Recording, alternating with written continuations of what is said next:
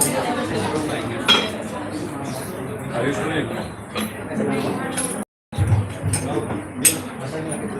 Krishna, Hare Krishna, Krishna Krishna, Hare Hare, Hare Ram, Hare Ram, Ram Ram, Hare Hare. आप सभी का हार्दिक स्वागत। देवकी माता जी का Devaki Mata ji, the disciple of His Holiness Niranjan Swami Maharaj. She joined the Brahmachari Ashram in Sydney, Australia in 1985. So it's almost 40 years. As a Grihastha, she helped to pioneer the first more organized temple in the former Soviet Union, and since 1999, served as a renowned traveling teacher, regularly visiting India, Bangladesh, Eastern and Western Europe, the USA, Canada, South Africa, Australia and New Zealand. तो माता जी जो है 1985 में उन्होंने जो है ब्रह्मचारिणी आश्रम join किया ऑस्ट्रेलिया में, सिडनी में, और वो परम पूज्य निरंजन स्वामी महाराज के शिष्य हैं। और गृहस्थ के रूप में उन्होंने जो है सोवियत यूनियन में पहला मंदिर जो ऑर्गेनाइज टेम्पल था वो आयोजित किया, और 1999 से वो जो है भ्रमण करते हुए सब जगह प्रीचिंग कर रहे हैं, प्रचार कर रहे हैं। So she served on the GBC committee for devotee care and currently promotes such care as a top priority within the ISKCON family. तो माता जी जो हैं भक्तों का रखरखाव कैसे हो, भक्तों का जो है केयर कैसे रहे, इसके बारे में जो है वो GBC कमेटी में शामिल थी, और उनका जो टॉप प्रायोरिटी यही है कि कैसे जो है ISKCON की फैमिली में भक्तों के समूह के साथ में उनके साथ में रखा जाए, उनका जो है देखभाल करी जाए। Her multi-faceted understanding of Vaishnava culture inspired her to establish the Institute of Spiritual Culture in 2014, offering insightful education in Vaishnava life. तो 2014 में उन्होंने जो है इंस्टीट्यूट फॉर स्पिरिचुअल कल्चर की स्थापना करी, और जिसमें कि वो एक वैष्णव का जीवन कैसा होना चाहिए उसके बारे में बताते हैं। She has published 6 books and conducts 14 retreats around the world. तो उन्होंने जो है 6 किताबें अपनी लिखी हैं, अभी तक ऑथर करी हैं, और वो सब जो है विश्व में का प्रचार करते हैं।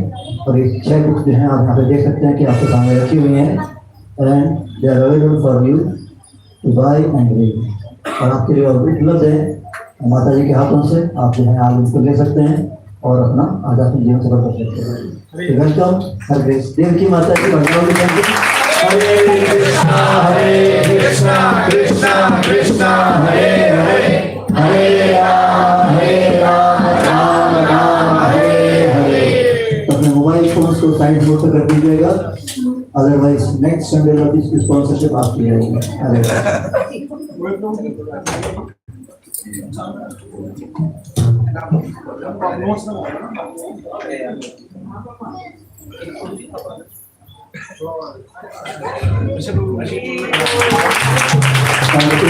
माता जी जो है इंग्लिश में लेक्चर लेगी, और उसका हिंदी रूपांतर हम यहाँ पे आपको स्क्रीन पे दिखाने का प्रयास करेंगे। तो कृपया करके ध्यान श्रवण करने का प्रयास कीजिए। लैंग्वेज कोई भी हो, अगर उसको श्रवण सही से करते हैं तो हृदय पे पूरा असर डालती है। तो बगैर सोचे फिर समझ में आ रही है नहीं आ रही, सुनने का प्रयास कीजिए ध्यान पूर्वक। हरे Krishna.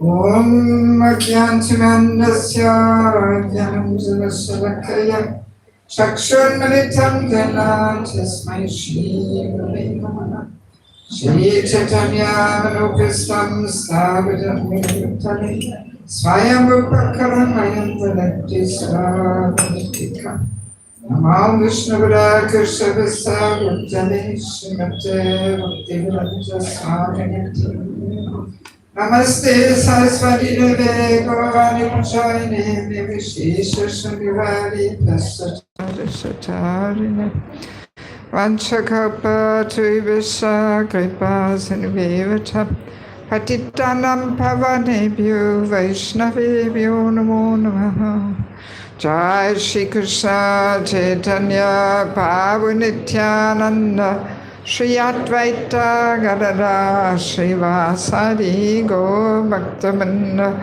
Hare Krishna Krishna Krishna Hare Hare Hare Rama Rama Rama Hare Hare. So I can just speak English? Yes? They all understand? Yes? Okay? Yes, they shall try. Okay. Yeah, so first of all, thank you so much for allowing me to visit you here in your beautiful little center. I can feel there's quite a lively eagerness here. So this is a good and healthy sign. So maybe I will add a few little things to the introduction you heard, just so you understand more where I'm coming from. So for the last 25 years, I have been very involved in preaching in Bangladesh. And no need to clap all the time, you know. We are not doing a performance here or something. So, yeah, it's not like Bernard. No, please, no fan. I don't like it so windy. Too windy. Huh? Oh, well, this is not so windy, so you can leave it. Yeah, so I have been preaching in Bangladesh for the last 25 years. And for those who don't know, Bangladesh is a very special place. It has a lot of holy places. So many of Lord Chaitanya's associates come from that part of Bengal, which is now Bangladesh. Yesterday we had Narottam Das Thakur's disappearance. So he also comes from Bangladesh. And Rupa and Sanatana Goswami and Pundarik Vidyanidhi and Advaita Acharya, Srivas Thakur, so many, Rupa and Sanatana Goswami, so many come from that part of Bengal, which is now Bangladesh. And somehow our Vaishnava culture has been really preserved there, much more than in India. India has become so westernized. Yes, I've been coming to India every year for 35 years, so I have seen how India has changed. Yes. So, but Bangladesh, it's like a different planet. When I visit there, I feel like I'm entering Chaitanya Charitamrita. Yes, yes. So, and over the years, I have received a whole transformation there. My whole worldview got put upside down. And I guess this is what bhakti should bring about, actually. And so I received some little insights into the sweetness and beauty of Krishna's culture. And that inspired me to establish an institute for spiritual culture. So I'm based in Mayapur. Mayapur is the only place in the whole world where I stay longer than 1 week. So I'm 3 months per year in Mayapur. The rest of the year, every week I'm somewhere else, all around the world. And in Mayapur, I'm teaching some courses in January. And now I'm putting these courses in book form, because not so many people can come to Mayapur and take all these courses. So now I'm trying to bring these books into people's hands, because, well, let us say Prabhupada's books are the law books for civilized human life. They're the law books. Prabhupada himself always saying for the next 10,000 years. But very often the law books are a little complex, and people don't so easily understand how to live accordingly. So, and this is what I'm trying to give. I'm trying to make Prabhupada's teachings more accessible to people, practically. Because to read Prabhupada's books is definitely super important, but it's only step number one. Then the real challenge is how to live it. And we are not quite there yet in ISKCON, worldwide. We are not really living yet what Prabhupada is saying. Yes. So, and that's what I'm trying to inspire. So, especially here in Delhi area, I'm very well aware of it. The devotees put a lot of emphasis on book distribution, right? Yes. So, and for me, book distribution to practicing devotees is even more important. Yes. So I am also on Sankirtan. Yes. Because maybe you have heard Prabhupada's statement about boiling the milk. You have heard that, where Prabhupada says, so now let us not be so concerned in bringing more and more people in. Now let us concentrate on training those who we have, just like boiling the milk. When we boil the milk becomes thicker and sweeter. So, and this is what we should be doing. We should actually train our devotees ongoingly that they become like Burfi-like devotees, thick and sweet, boiling the milk. So I am definitely in the boiling the milk mood. Yes. Because what's the use to bring so many people to ISKCON, if we don't really help them to get on deeper levels of understandings ongoingly. There is never a limit to it. It's unlimited, ever increasing. Yeah. All right, so at the very end of our little discussion here, I will mention a few little words about each book, just to tell you what the books are all about. And then I'm hoping that some of you will be inspired to get some. All right? So now, actually, can I have an English Bhagavad Gita?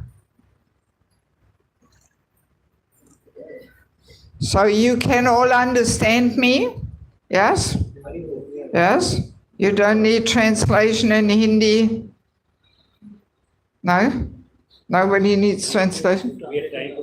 Oh, you are very, very advanced. At least technologically. Oh, that's what he's doing there. I was wondering what the hell is going on. Well, that's very smart. Yeah, because this, in some places people ask me to have sentence by sentence translation. It's very slow, Yes. So you are so quick that you can type what I'm saying, is it? In Hindi, my God.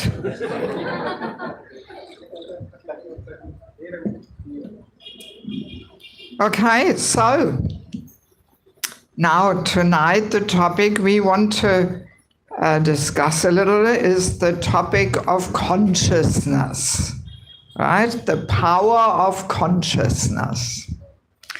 Because we use this word consciousness very commonly, but we may not even deeply understand what consciousness actually is and where it comes from, right? And after all, we are the International Society for Krishna Consciousness. So let us, and also Prabhupada was saying before becoming Krishna conscious, we have to first become conscious. So tonight, let us try and become conscious of consciousness, right? What consciousness is all about. So in Bhagavad Gita, Krishna actually gives a nice analogy. He gives the analogy of the sun. Just like the sun illuminates the whole universe with the sunshine, in a similar way, consciousness illuminates the whole body. The soul illuminates the body through that energy, consciousness, like that. So let me read the verse to you. We'll skip the Sanskrit to save a bit of time. So this is 13th chapter, verse 33. No, hang on, 34. Everybody please switch off your phones. Believe it or not, I live without a phone. I travel the whole world and I don't have a phone. Yes, it's possible. Yes, yes. People always ask me, how do you get anything done without a phone? And you know what I ask them? How do you get anything done with a phone? I wouldn't get anything done if I had a phone. I'm too busy to have a phone, and play around and look at this and that. And yeah, so I am not such a fan of phones, Yeah, so I don't want to hear any phones ringing, okay? Such a distraction. It's a distraction number one, yes. All right, back to consciousness. So, 1334. O son of Bharata, as the sun alone illuminates all this universe, so does the living entity, one within the body, illuminate the entire body by consciousness. So that's a very nice analogy, which makes it more easy to understand. How the sunshine permeates the whole universe. In the same way, consciousness actually comes from the soul. It's the life force, the life's energy, and it floods the whole body. Let me read the purport also. There are various theories regarding consciousness. Here in Bhagavad Gita, the example of the sun and the sunshine is given. As the sun is situated in one place, but is illuminating the whole universe, so a small particle of spirit soul, although situated in the heart of this body, is illuminating the whole body by consciousness. Thus, consciousness is the proof of the presence of the soul, as sunshine or light is the proof of the presence of the sun. When the soul is present in the body, there is consciousness all over the body, and as soon as the soul has passed from the body, there is no more consciousness. This can be easily understood by any intelligent man. So let's try and be intelligent here. Therefore, consciousness is not a product of combinations of matter. It is the symptom of the living entity. The consciousness of the living entity, although qualitatively one with the supreme consciousness, is not supreme, because the consciousness of one particular body does not share that of another body. But the supersoul, which is situated in all bodies as the friend of the individual soul, is conscious of all bodies. That is the difference between supreme consciousness and individual consciousness. Yeah, so Prabhupada very nicely explains how consciousness floods the whole body. It is a sign of life. And when the soul leaves the body, so then there is no more consciousness. So in other words, it means as soon as a soul is present, not only in the human form of life, but even in the animal species. Hare Krishna.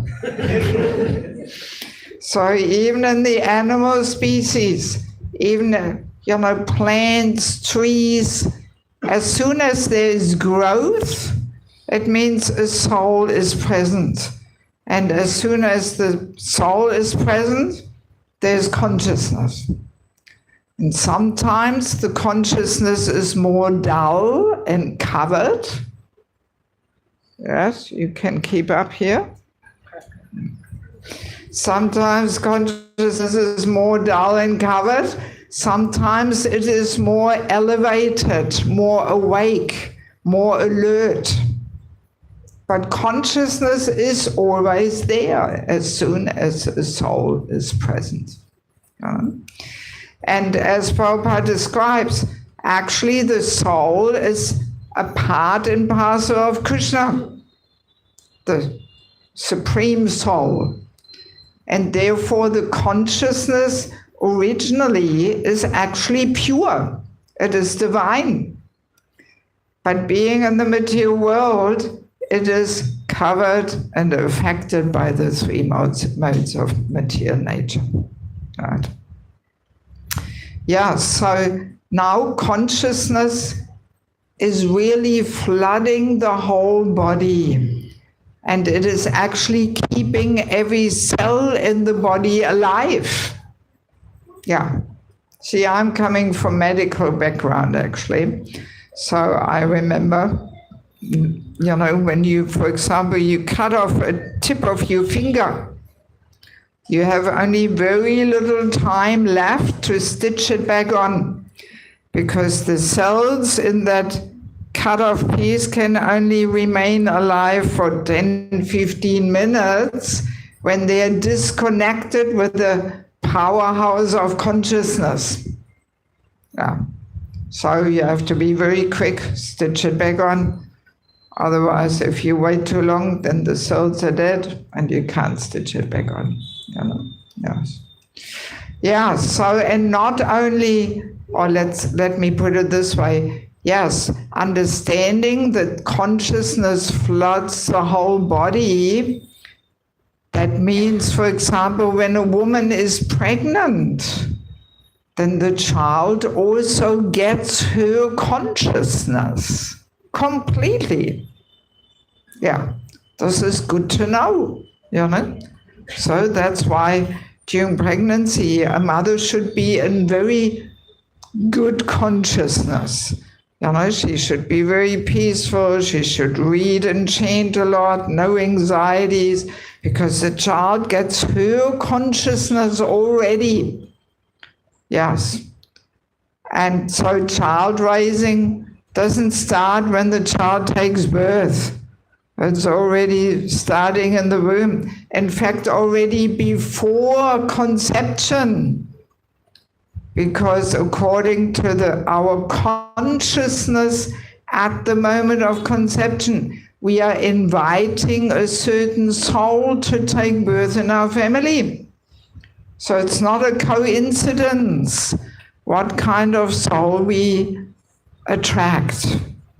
It is depending on our consciousness, the consciousness of the parents. Yes. So if they are in Krishna consciousness, when they conceive a child, if they have a prayerful mood, or please Krishna, send me a nice devotee, so then we attract a more elevated soul. But if a child is born in lust, then the child is not so elevated, Yeah, so that's how consciousness works, Yes. And not only is it flooding the whole body, but it is also emanating from every pore of the skin, especially the head. So that's why saintly personalities, they're always very effulgent, because that divine consciousness radiates from them. Yeah, that's why often, actually, it is a bit drafty for me. For my head, it's not so good to have so much wind.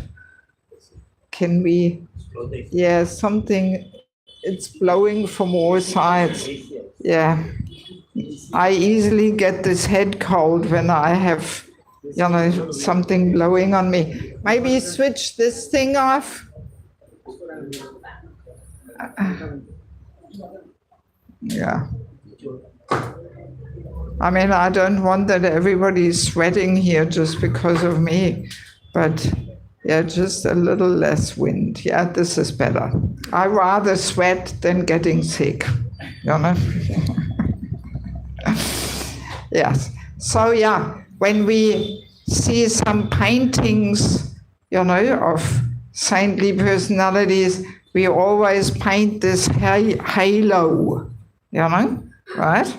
Even in Christianity, people do this too. So this is not, just an artistic tool or something, but it is actually that effulgence. Yeah, now it's getting hot, if you don't have it. So can we switch on something little again? Or can this thing not blow at me? That we have the AC on, but without blowing at me or something? Is this possible? I don't know. No, the AC. Did you switch off the AC now? Huh? Switch on the AC. You switched it on? Yes? Okay. Yes. Well, there's never a comfortable situation on the Mtji world, either too hot or too cold or blowing or sweating. All right. So, yes, back to the saintly persons who are effulgent because of their saintly, godly consciousness emanating from their bodies.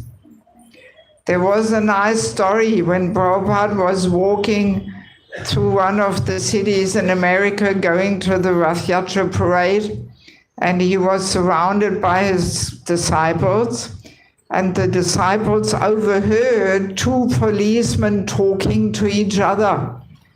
And one of them was saying to the other one, "Look at this man, he is glowing." So they could see, even though they had no idea who Prabhupada was, but they could see that Prabhupada was very effulgent. They could see that. So that's factual, yes.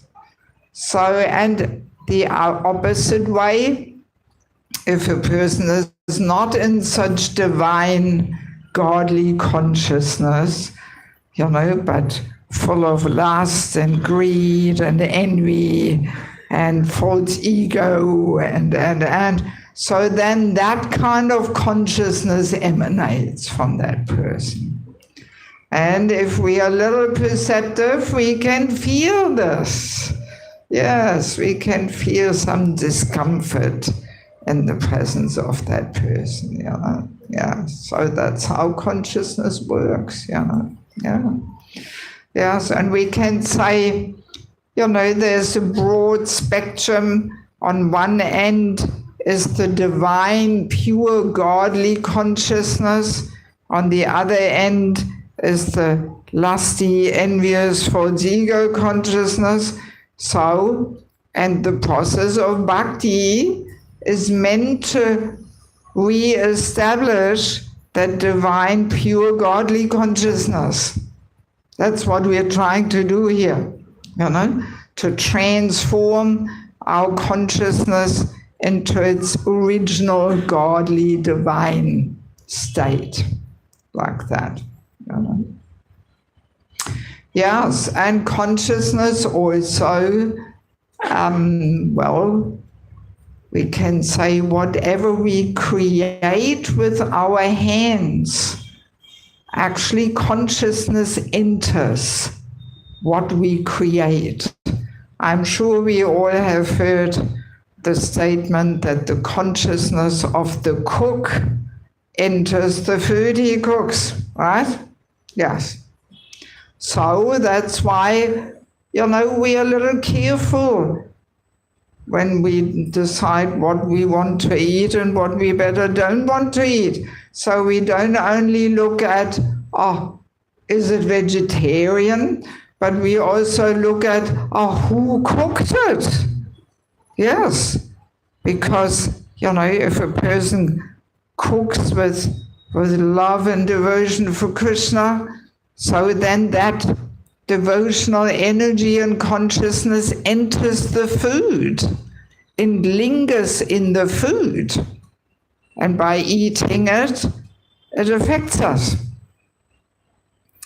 So, and if things are cooked from persons who are not following Krishna consciousness and maybe do all kinds of, nasty, sinful activities, so then that consciousness enters the food, and it will affect us.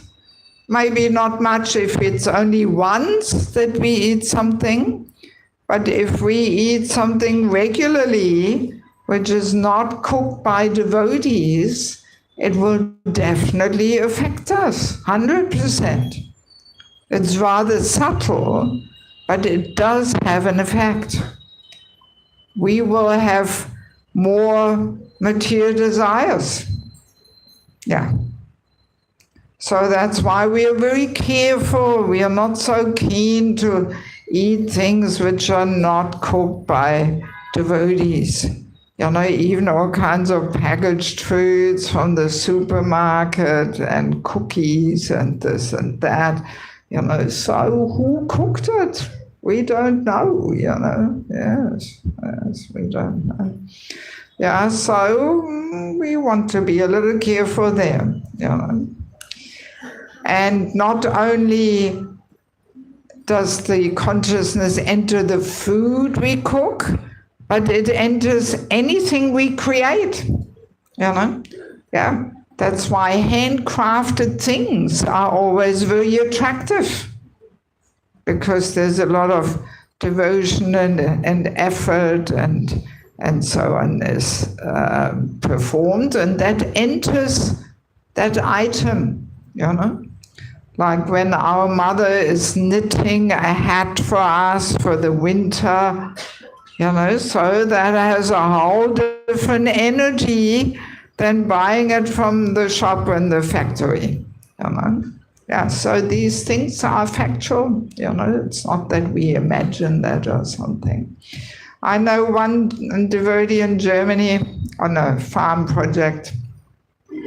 He built his own house over many years, almost by his own hands. Of course, he used a few tools, but not so many. And it's mainly from wood, which is a nice material anyway. So you can feel when you enter this house, there's a very devotional energy there, completely different than when you walk into some concrete place there, So, that's how consciousness works, Actually, I want to share one little story. I know one family, they live in Australia, and he had a kidney failure. So, and she donated one of her kidneys to him. That's possible. We can live with one kidney if it's reasonably healthy. So, and she was the only one in the family who had a strong attachment to eating chocolate. Nobody else in the family was eating chocolate, but she liked chocolate.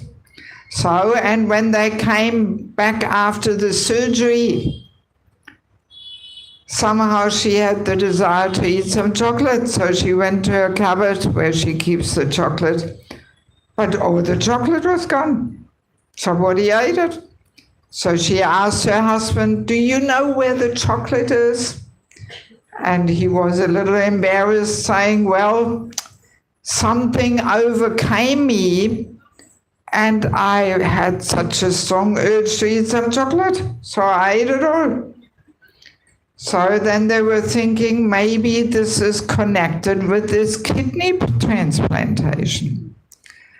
So then next time when they went for the checkup to the doctor, they were telling the doctor that story. And he was saying, "Oh, yes, yes," and he was smiling. "We know this. Every time we transplant an organ, the person receiving it for some time has the same taste and cravings like the person giving it." And then he said, "It looks like organs can remember things," which is, of course, nonsense. Organs cannot remember anything. But he didn't know how consciousness works. So her kidney was flooded with chocolate consciousness. And that emanated in her husband's body when he received it. So, and that's why he had this craving for chocolate. Yes, pretty amazing, isn't it? It's a medical proof how consciousness works. And then it only lasted for about a week or 10 days, because then his new kidney was flooded with his consciousness, which was free of chocolate consciousness. You know, yes. And I know one devotee, he also shared with me that his child needed some bone mark transplantation, you know, and he received that from a non-devotee. And he was sharing how it affected his little child for almost a year. So in our kidney story, it was only chocolate consciousness, but who knows what that person did, you know, who gave that bone mark.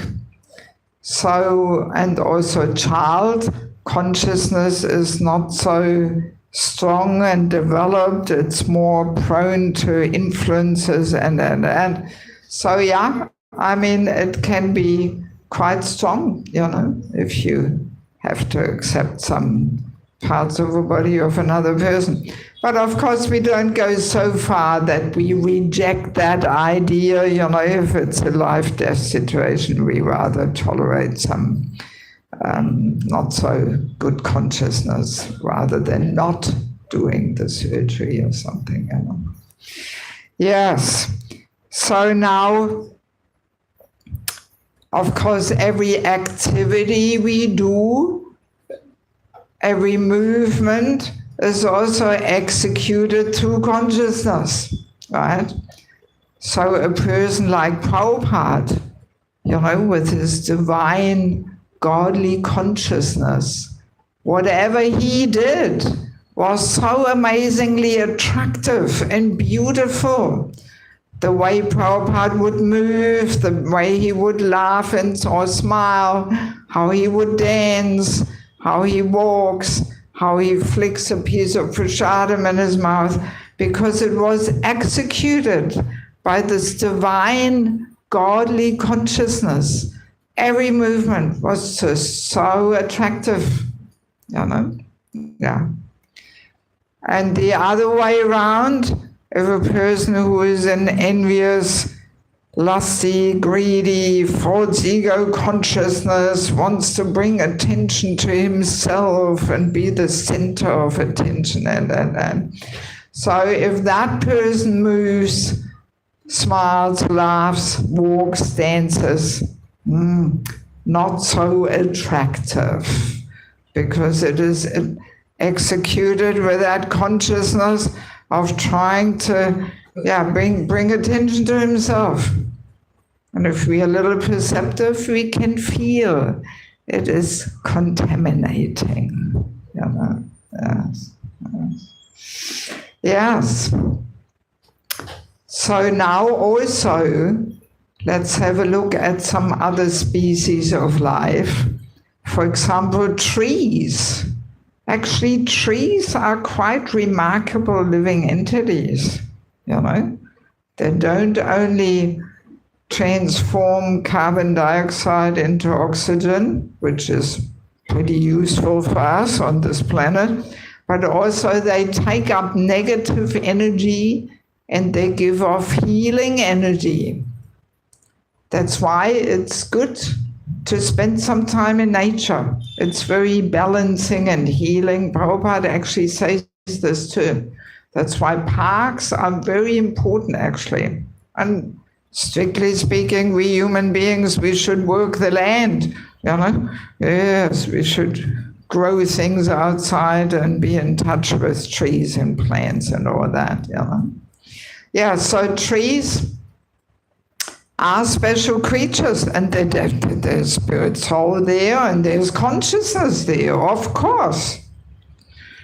So when I was a teenager, which is quite a while ago, 50 years ago, 50 plus, so I remember there was a report on the radio. So 50 years ago, we were listening more to the radio because we didn't have all this internet, YouTube, social media, and so on.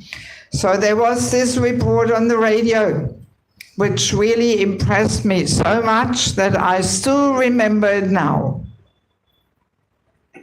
And they were demonstrating, they were changing the vibrations of consciousness.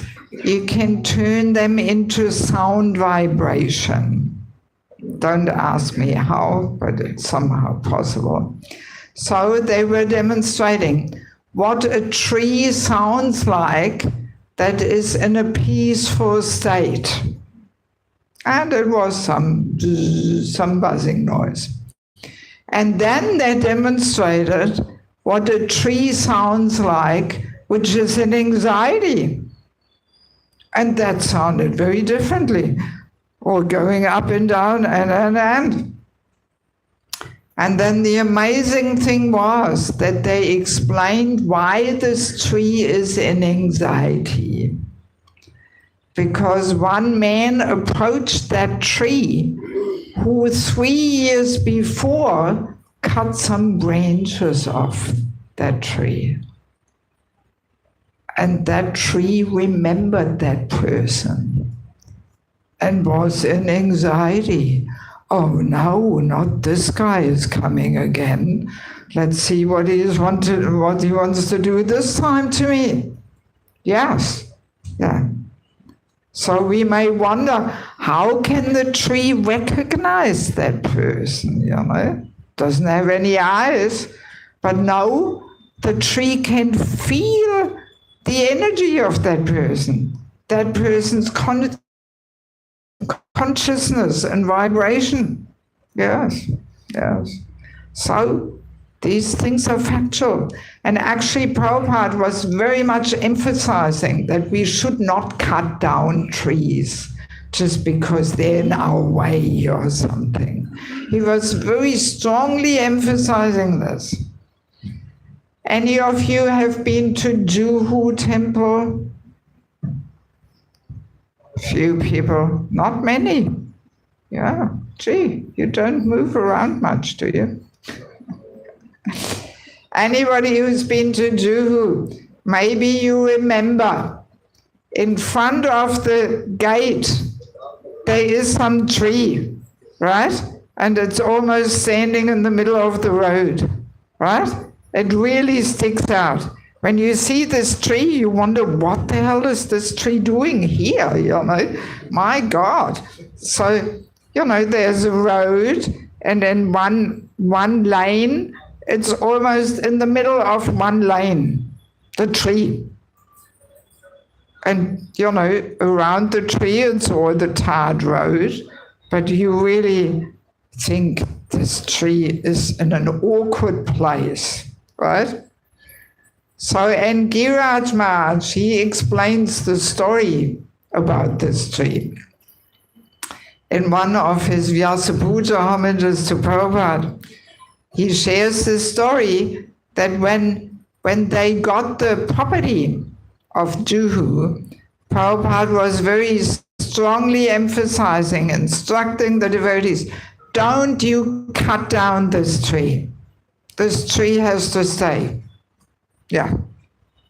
So, and then when Prabhupada left Juhu and later on he came back and the devotees picked him up at the airport, Prabhupada's first question was at the airport, is this tree still there? Or did you cut it off? You know, because Prabhupada knows the Western mentality of just cutting off anything that's in the way, you know, oh, let's get rid of this, you know. Yeah, so Prabhupada was so concerned, and this is His Holiness Giraj Maharaj's point, you know, that Prabhupada, even for the trees, he had such a concern. What to speak of, you know, his disciples and the fallen conditioned souls and so on. Even for this tree, Prabhupada was so concerned. So, and that's why this tree is standing there, you know, yes, yes. And even though it's a little bit in the way, you know, yeah, so Prabhupada was really stressing this, you know, yes. Yes. Now, trees are quite amazing creatures. After all, they give us shade.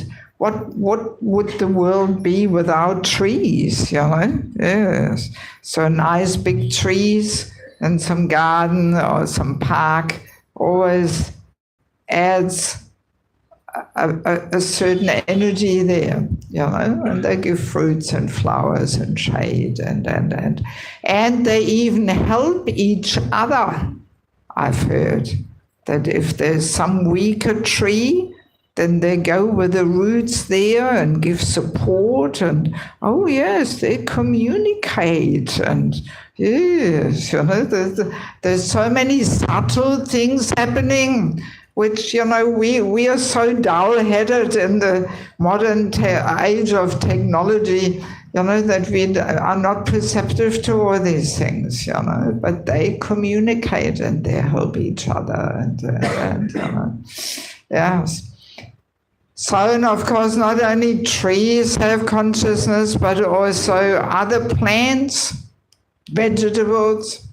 I know one devotee who lives in Sweden on one of our farms. He grows organic vegetables there, quite in a professional style, you know, going to the market, selling them and. So, and I was once talking to him about this topic of, you know, plants having consciousness.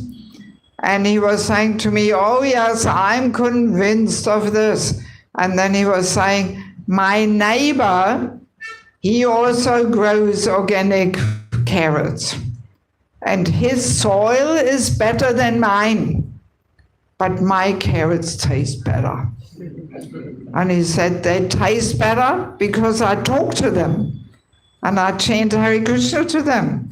And I grow them with love and devotion, and they feel this, and then they become more happy and more tasty. Yes, yes, yeah, yeah. And I mean, you can really experience this, like in Europe, in the supermarkets, you can buy organic vegetables. But even though they're organic, they have absolutely no taste, even though they're organic. Why? Because they're grown by machines. You know, there's big greenhouses and machines go through them and they give the water and they pull out the weeds and they harvest them. It's all done by machines. So not such a nice life for a carrot, you know, just being surrounded by machines. So that's why they're not so tasty, you know. But then if you eat some carrots which are homegrown in the backyard from some elderly lady who grows them with all attention and so then there's so much more tasty, you know. Yeah, so that's how consciousness works, you know. I mean, another interesting thing is that consciousness travels on sound vibration. That's like Krishna's amazing arrangement, that actually the voice is very closely connected with emotions. So you can't hide your emotions. As soon as you open up your mouth and say something, your emotions come out, your consciousness comes out, whether you like it or not, no matter how much you try and hide it.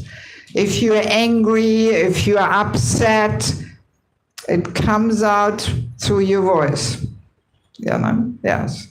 So, and that's Krishna's amazing arrangement. That's why kirtan is such a transcendental affair, because the consciousness of the kirtan leader travels on the sound vibration and affects every person's heart in the audience.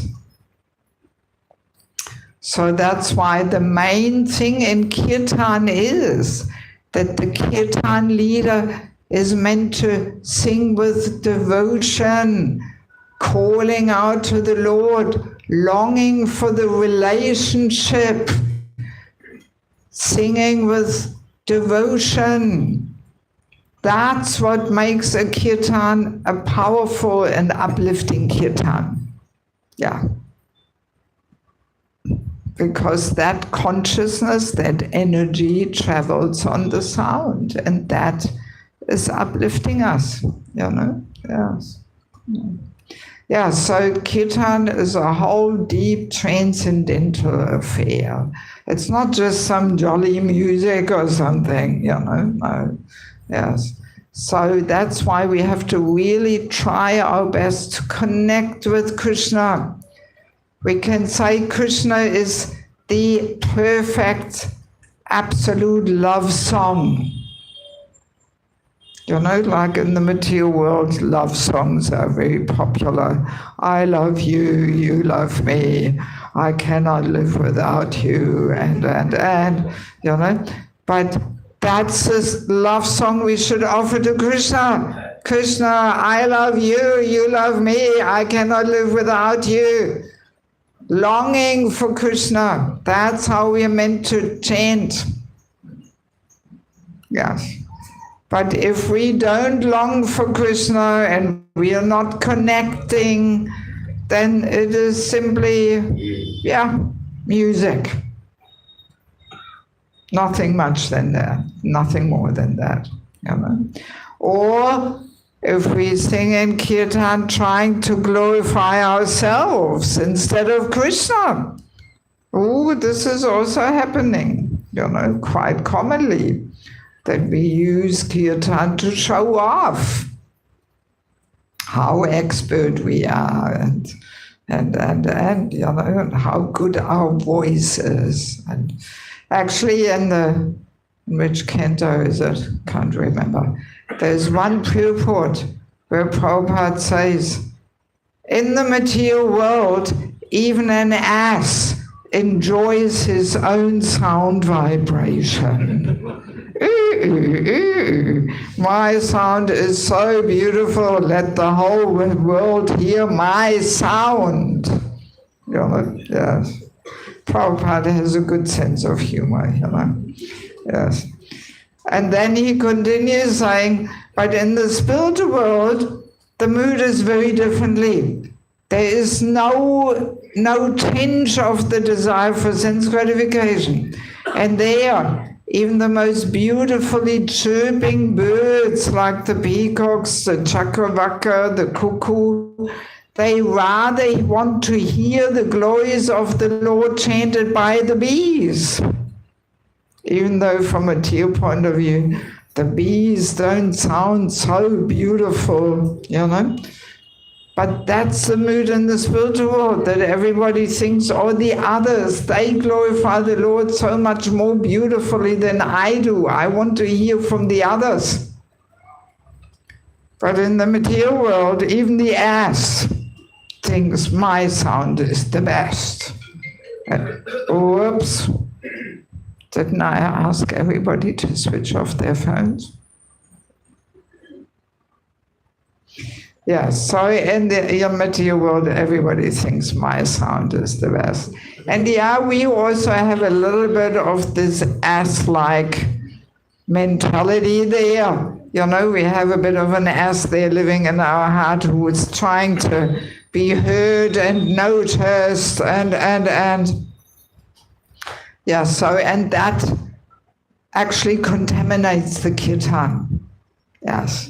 Any kind of showing off contaminates. Yeah. So better not to give the ass a chance to make his big noise. Yeah, so that means when we enter kirtan, we should have that mood of serving the Maha Mantra.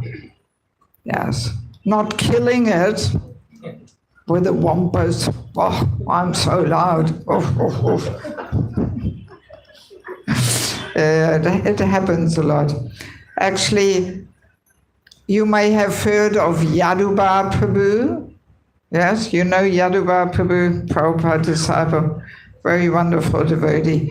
He made all these beautiful videos about Prabhupada, following Srila Prabhupada, and this big movie, you know, about Prabhupada, how he established his God. So he once told me this story. He was with Prabhupada in his room in Mayapur, and there was the Mayapur festival going on, Gopanim festival.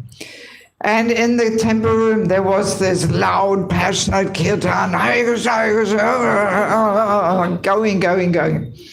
So, and then the kirtan finished, and Prabhupada turns to Yadubar Prabhu and says, "Good, he has finished." That's what he said. Good, he has finished. He didn't say more than that. So probably Prabhupada was glad. At least they're chanting Hare Krishna. All right.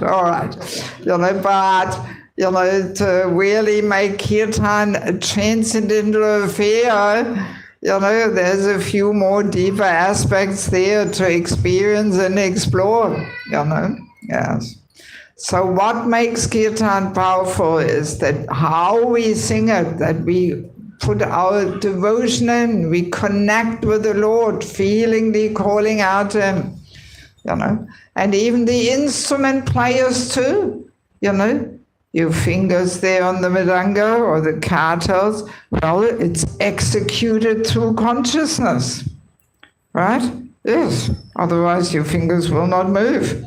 So, and if the kirtan, the mridanga player has the mood of, oh, I'm playing so far, everybody has to hear me, then the mridanga will be always that little bit too loud, because he wants to be heard.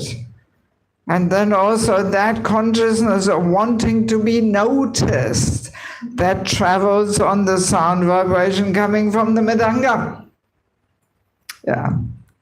Yeah, so we have to really be in the consciousness of servant, you know, serving the holy name, also kartals and everything, you know. Even dancing. If we dance in kirtan, trying to bring attention to ourselves, you know, it contaminates the whole kirtan experience, you know. Yes. Yeah, so that's how consciousness works, you know. And again, understanding all that, we will also be a little careful what kind of sound vibration we invite into our life, right? Yes. or the cinema, Bollywood music there, you know. What consciousness are these people in who are singing there? You know? Yeah, that should be the question, you know. Yes. So that's why those devotees who are a little more serious, they really want to surround themselves with spiritual, uplifting, empowering sound vibration, kirtan chanted by pure devotees. You know? Yes. I mean, even pot plants, you know, like people have the pot plants in their houses, even they grow better with classical music rather than rock and roll. They don't like the rock and roll music so much, you know, but classical music, very nice. So then they're more happily growing, you know. There has been some research done in this, you know. So even the plants, they feel that, you know. Yes. Yeah, I mean also in regards to kirtan, sometimes we just turn the volume up too much, you know. I mean, for me, it's difficult to tolerate. All my intestines are vibrating, you know. Yes. And it really creates deafness. It destroys your hearing. We have quite a few, you know, senior devotees, Maharas, they're deaf. They have to wear hearing aids, like Indradumna Maharaj has hearing aids, Malati Mataji has hearing aids, so many others. It definitely comes from kirtan. Yes, nothing else. Yeah. Yeah, so no need to kill our sense of hearing, you know. No need. No. All right, well, time is going.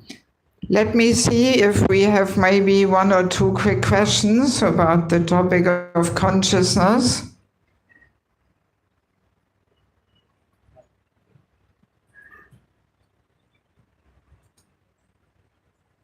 It's a practical topic. Yes, we'll start with you.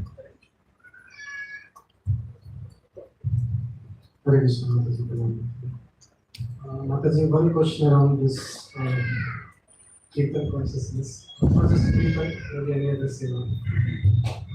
You said it should be done in the mode of expressing our love, right? Love generally, typically we see that anybody who's expressing his love, it's better expressed in solitude or intimacy. And it's not done when we are surrounded by hundreds of people. Right? So how is it possible to maintain that kind of mood when we are surrounded by so many devotees and still we are expressing our intimate love for Krishna or the deities? I hope I can make some sense. Well, see, we don't make some display here, but it's a matter of consciousness. So the energy, like when we cook, you know, it's a very subtle thing.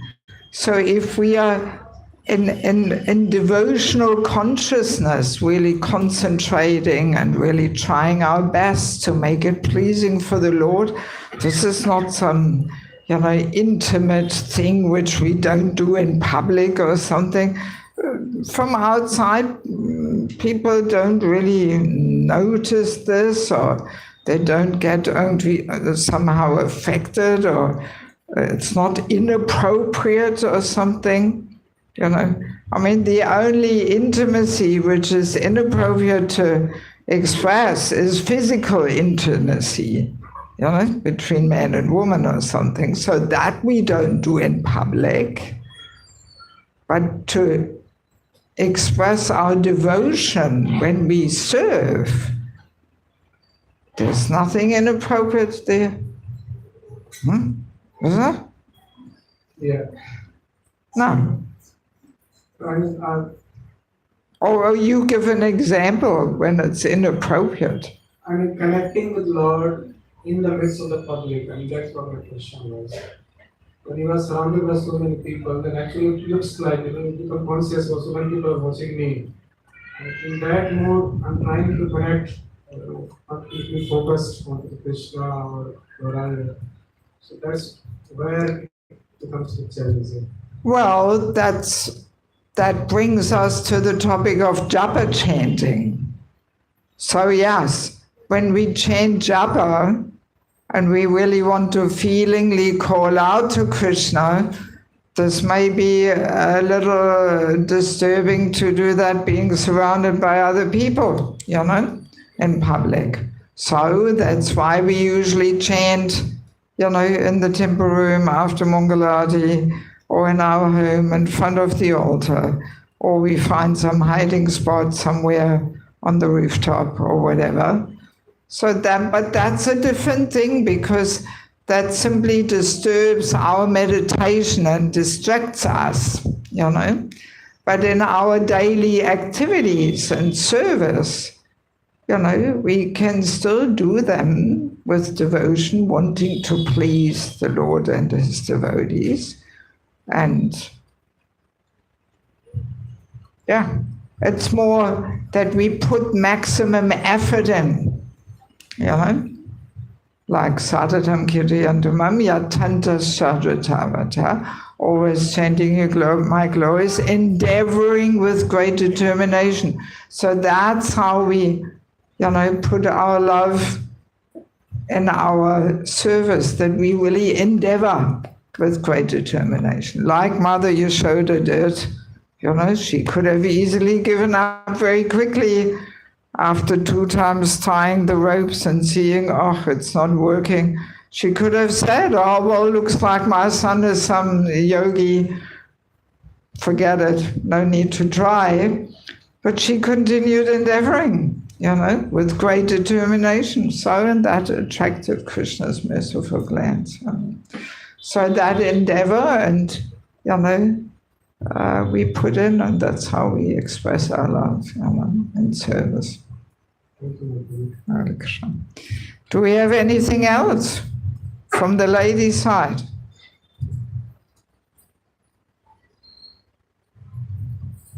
Hare Krishna, Mataji. Thank you so much. Please accept my humble obeisances, and thank you for such an enlightening lecture on how to be conscious about your consciousness. Mataji, my question is, you have discussed about the false ego. So I just want to know how we can, find out the false ego in myself, and how can we work on that so that it should not affect my consciousness. How can we work on that? Well, that's such a big topic. So big that I've got a whole book about it. And when I give the seminar in Mayapur, it's 10 hours. So I don't really think there's much point in now getting into a whole big topic, Yeah, it's a big topic, But, well, maybe I should start by saying a few words about each book. So let us start with book number 1, Spiritual Culture, Krishna's Divine System. This book is all about women, actually.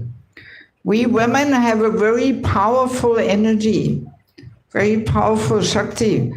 Woman's energy much more powerful than man's energy. Prabhupada says that, And Bhagavatam says we women should be the power of inspiration to the man and not compete with the man. I'm sure the men like to hear that one, right? Yes, but see, because of the man-woman equality now, we women tend to compete with the man. And the men don't like that very much. Maybe you noticed? Yes? Yeah, you noticed? Maybe. Yeah, so a woman can bring the very best out of a man, spiritually or materially. Or she can ruin his life and finish him off. That's the power of a woman. Yes. So every woman who wants to have harmonious relationships with men in her life should read this. Yeah, very helpful for married life. Also, young girls can read this. Once they're 12, 13, 14, they should read this too.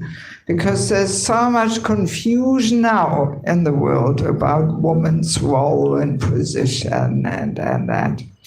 And also the man, every man who wants to get that empowerment and support of a woman should also read this book. Or maybe give it to his wife. Here, maybe check out that book. You know?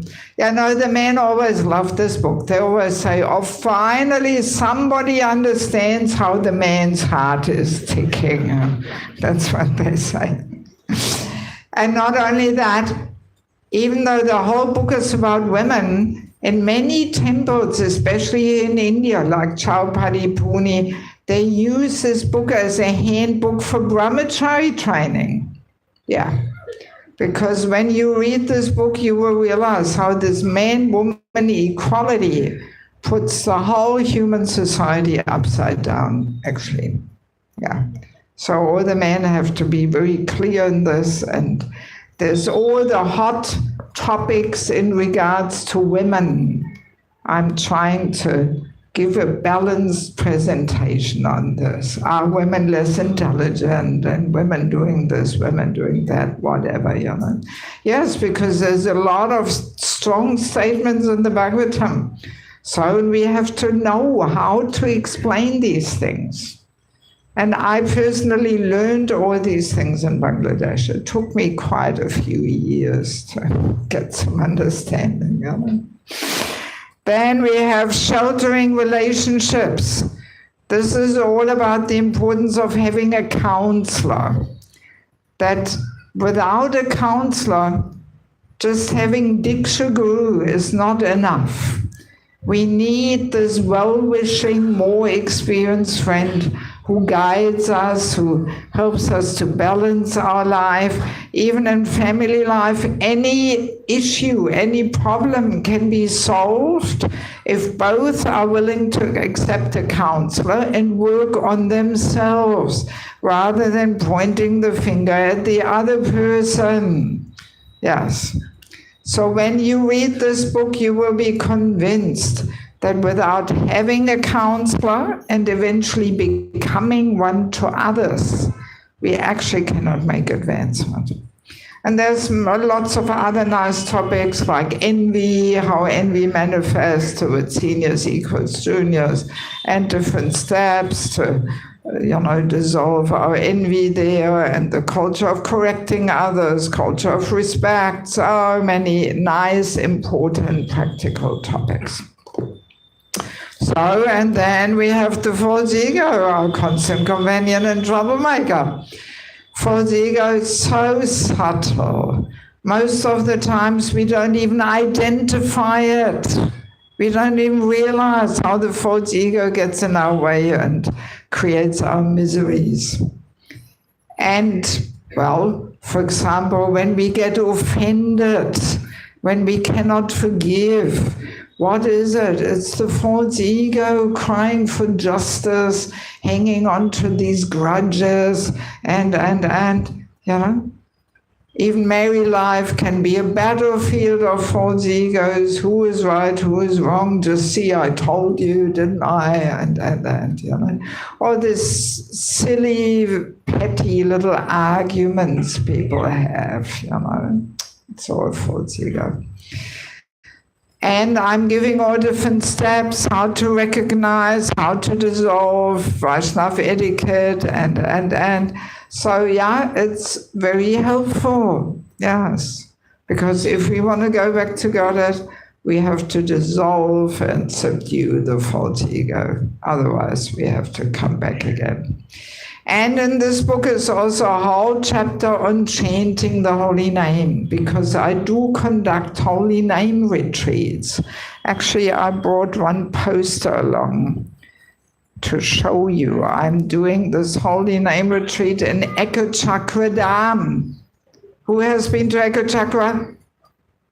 Oh, Not very many. My goodness. Really. This is Nityananda's birthplace. We have to get Nityananda's mercy, my God. So yeah, it is in the Prabhupada Marathon, unfortunately. 24th to 28th of December. Very nice experience. All you have to do is come to Mayapur and register on my website before, and I arrange everything, the bus from Mayapur to Ekachakra, 4 nights accommodation, prasadam, everything. Very sweet and deep experience, especially if you switch off your mobile phone for the whole retreat. Yes, no, truly.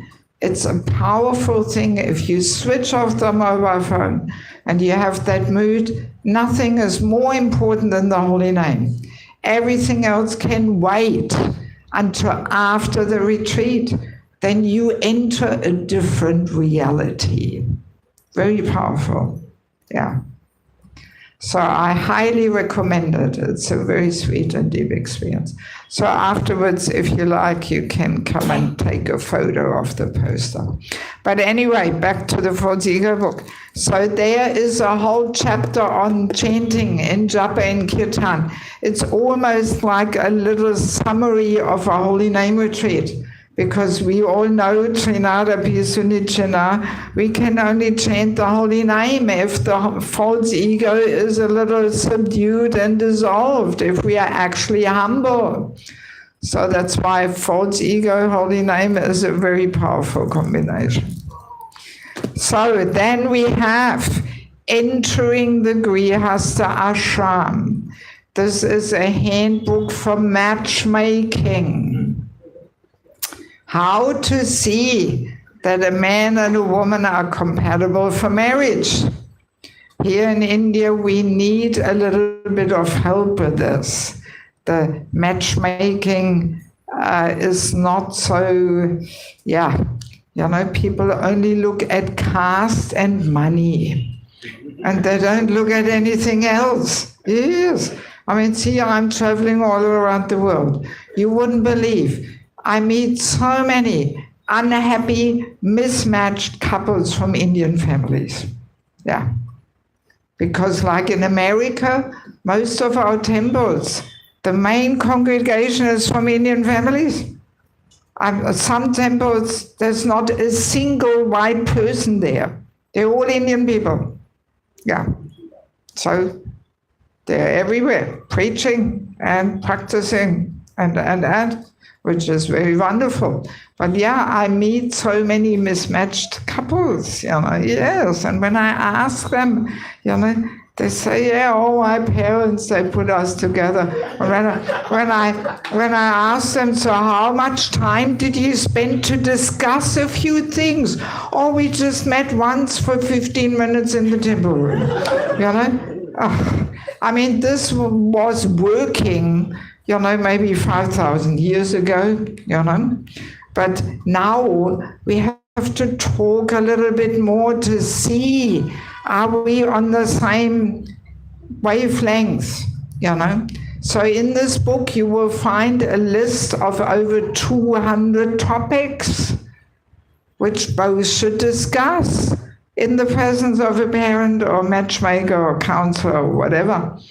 Really to see, do we have similar goals and moods and tastes and character and all that, right? And we should discuss these things without the pink glasses. The pink glasses that make everything look rosy when we are in love. So that's why I made it pink. We shouldn't enter this with pink glasses, because pink glasses we can't see what we get ourselves into. And then statistically, after 2 years, the pink glasses wear off. And then you realize, oh no, why did I marry this person? We are not even matching. We have so different moods. And now the divorce rate is going up in India like anything. Like in former times, people were sticking to the arrangement, even if it was hell from day number one.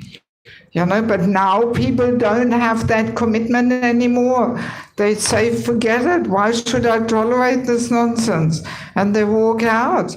And many people now in India, they get divorced after 6 months of marriage. So it means, 6 months, it gave them some time to talk about things, and then they realize we can't match, Yeah, so this is an important book for all unmarried devotees who are not married yet. For the parents, they should educate themselves, for matchmakers, for counselors, Namhata leaders, whatever, yes. We need to fine-tune this matchmaking a bit, because otherwise people say, I want the love marriage, which I call lust marriage. Doesn't sound so romantic anymore. So we have that experience in the West. That's not the solution, The last marriage also ends even more quickly in divorce. So we simply have to fine-tune the matchmaking. So, and then we have family life as an ashram, secrets of success. How to create this culture of bhakti in our home. Many married devotees' home life is not such a suitable place for cultivating bhakti. You cannot call it an ashram. Ashram means a place for self-realization, So we need a little bit of training in this, how to transform our habits, our lifestyle, and so many things. So it's like a handbook for Krishna-conscious, successful family life. And there is a whole chapter on physical intimacy in marriage. How to live this principle of no illicit sex life in marriage. There is a bit of confusion over this. Nobody talks about it, especially here in India, right? And often people are at a loss how to make things work, and they feel rather helpless in the whole thing. So I did a bit of research, and I came across interesting episodes with Prabhupada, where he says things which most people haven't heard. And that adds a whole different perspective to the topic. Yeah. So I hope this book will make our family life more Krishna conscious and at the same time emotionally balanced and healthy. Yes. And last but not least, the Vanaprastha, meeting death with joy. So Vanaprastha, not to mix up with Varnashram. No, Vanaprastha, it is practically not established in ISKCON. Nobody talks about it.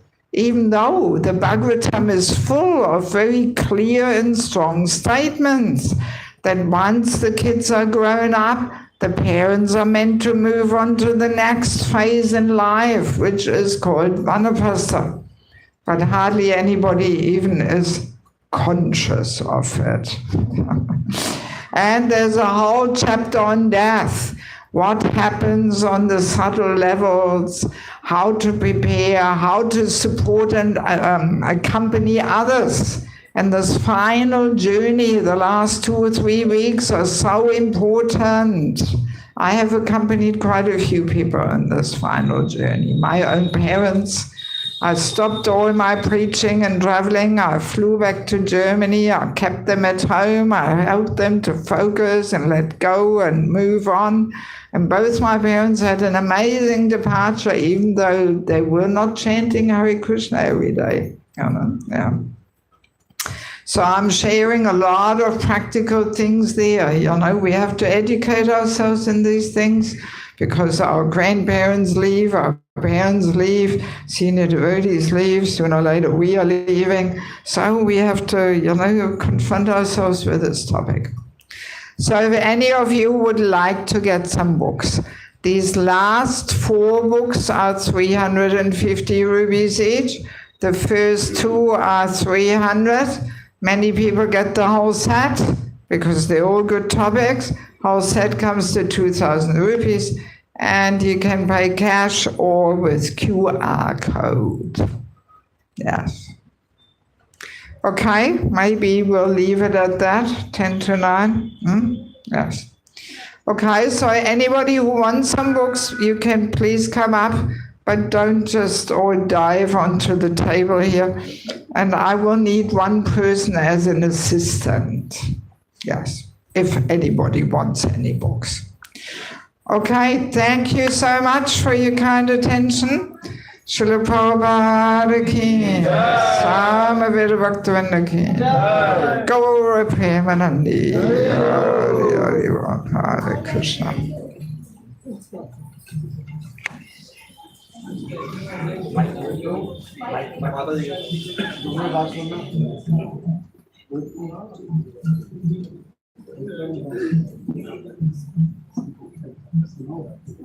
Hare Krishna.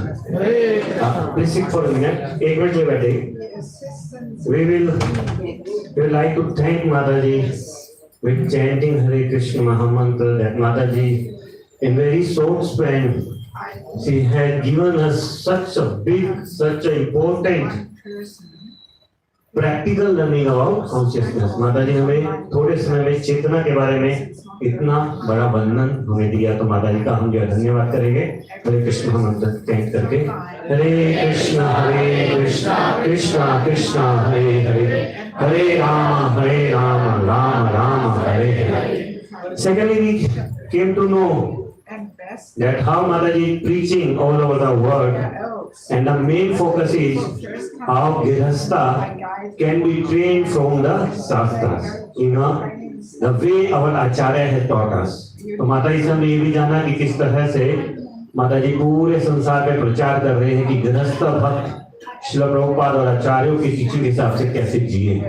तो these are the very 6 wonderful books Mataji already told about. ये 6 बड़ी दिव्य किताबें हैं, which gives us training about lot of important factors, lot of important decisions in our family life, जो हमारे पारिवारिक जीवन के बहुत सारे निर्णय लेने में हमें हेल्प करेंगी. तो कोई भी मौका जाने ना दे. No one should leave this opportunity. Actually, myself and Pankaj Gandhi Prabhu had opportunity to hear Mataji 2 years back in Mayapur. We attended one class and we bought some books there, and these are really very nice books. 2 years back we got chance to hear, and we both were waiting for you when we came to know that you are coming. That one I didn't have then. Yeah, Rana Prasad was there. We will buy now. Yes. Thank you very much. Yes. But these are really nice books, so we should. And very few copies we can see.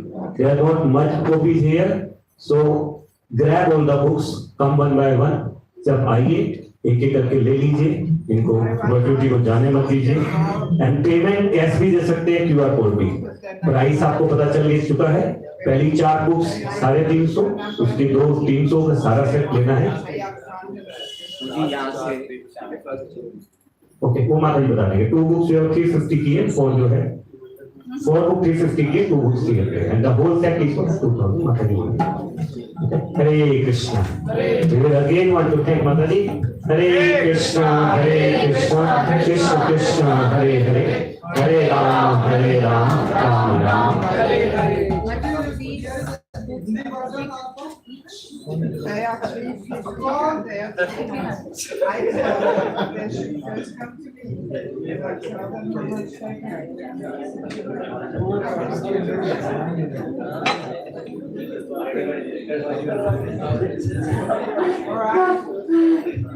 Hare Krishna. Please come and. आप जो है किताबें ले सकते हैं, जिनको भी लेना है जल्दी से जल्दी आ गया है.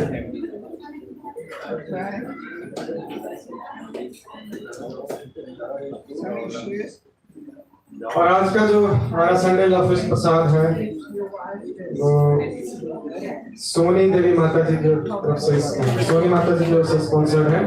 माता जी है हमारे बीच में, सोनी माता जी. तो माता जी से रिक्वेस्ट करके माता जी प्लीज आ गए हैं. माता जी के लिए हम सभी मिलकर हरे कृष्ण महामंत्र का जप करेंगे. हरे कृष्णा कृष्णा कृष्णा कृष्णा हरे हरे हरे राम राम राम हरे हरे। और शिष्य द्वारिका से प्रार्थना करते हैं माता जी और उनके पूरे परिवार को अपनी सेवा में लगाएं, उनसे भक्ति दिन रात बढ़ती जाए। तो माता जी के हाथों से जो आप भगवान का आशीर्वाद ग्रहण कर सकते हैं।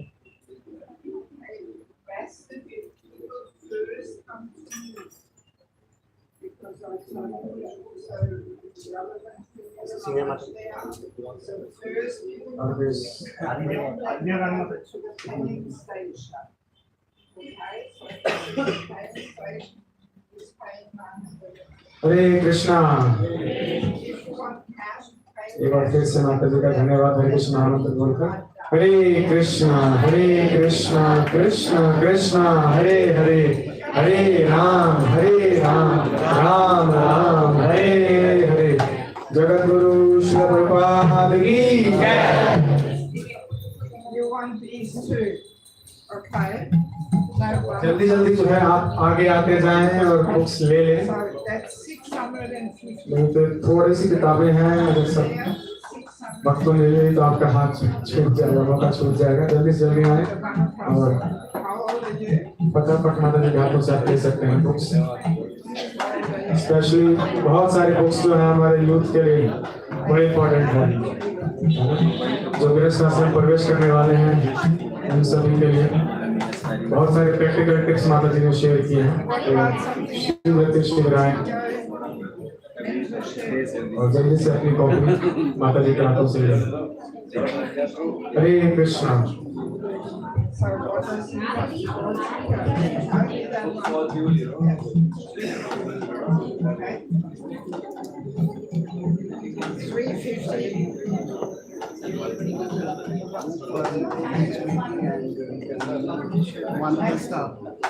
That's the matchmaking. One of us is this one. Now we're already out with the one of us.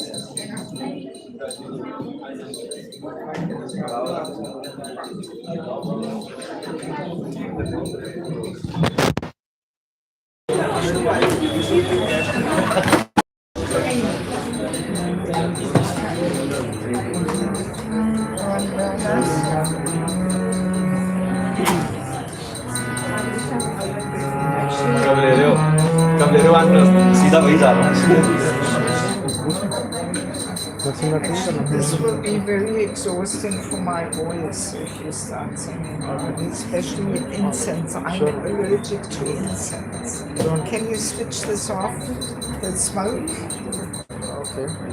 Yeah, my voice is very damaged. So yes, please. Just take it out. Yeah. No is the problem. Yeah, I mean, if you sing very quietly without mic, then maybe I can manage, but no mic and not loud.